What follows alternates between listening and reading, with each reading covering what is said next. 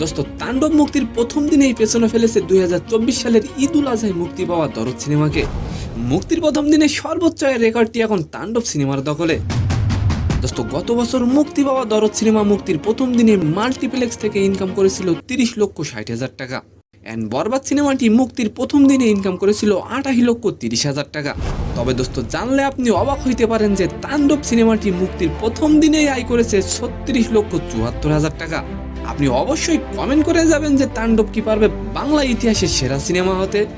এদিকে দৈনিক শোয়ের ক্ষেত্রে যেমন উঠছে ছবিটি, তেমনি ফুলে ফেপে উঠেছে আয়ের ঝুলি।